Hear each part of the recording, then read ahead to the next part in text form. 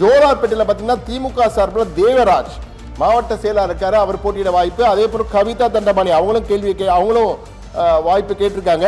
So இருவரில் யார் என்பதை பார்க்க வேண்டும். அதே போன்று அதிமுக முன்னாள் அமைச்சர் KC வீரமணி மாவட்ட செயலாளர், அவர் தான் கிட்டத்தட்ட உறுதி. எனவே வீரமணி போட்டியிட போறாரு, அதெல்லாம் உறுதியான வேட்பாளராக ஏற்கனவே நாம் பார்த்து சொன்னோம். திருப்பதும் உறுதியாக அவர் தான் இருக்க வாய்ப்பு.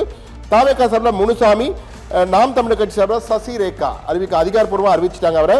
அடுத்து திருப்பத்தூர் சட்டமன்ற தொகுதி நல்ல தம்பி, திமுக சார்பில் நல்ல தம்பி திருப்பத்தூர் சட்டமன்ற தொகுதிக்கு நேரடியாக செல்வோம். திமுக சார்பில் நல்ல தம்பி போட்டியிட வாய்ப்பு. அதே போன்று சுபாஷ், இவரும் களமிறங்க வாய்ப்பு இருக்குன்னு கேட்டிருக்காரு. இருவரில் ஒருவருக்கு வாய்ப்பு.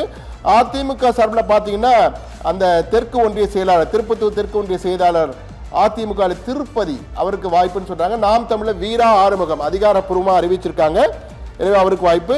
தாவேக்கால இங்கேயும் கடுமையான போட்டிங்க. சுகன்யா சந்தோஷ் 2 பேர் இருக்காங்க. யாருக்கு இவங்க 2 பேர்ல யாருக்கு வாய்ப்பு அப்படின்றத பார்க்கணும். கும்பகோணம் சட்டமன்ற தொகுதி தஞ்சாவூர் மாவட்டத்தில் இருக்க கும்பகோணம் சட்டமன்ற தொகுதியை பார்க்க போறோம். அடுத்து திமுகல அன்பழகன் நிற்கிறதா அதிக வாய்ப்பு இருக்கு. கும்பகோணம் சட்டமன்ற தொகுதியோட உறுப்பினராக இப்போதைக்கு இருக்காங்க. அடுத்து அதிமுக சார்பா ராமநாதன் அப்படிங்கிறவங்களை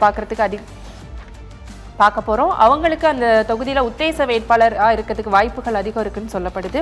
அடுத்து அதிமுகல கூட்டணி பாஜக இருந்துச்சு அப்படின்னா சுரேஷ் அப்படிங்கிறவங்க போட்டியிடறதுக்கு வாய்ப்பு இருக்கு.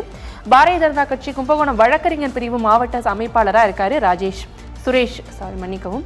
அடுத்து நாதாகா சார்பா அதிகாரப்பூர்வ வேட்பாளரா ஆனந்த் இருக்கதா சொல்லியிருக்காங்க. தமிழக வெற்றி கழகம் சார்பா வினோத் ரவி அவங்க இருக்கிறதுக்கு அதிக வாய்ப்புகள் இருக்கதா சொல்லப்படுது.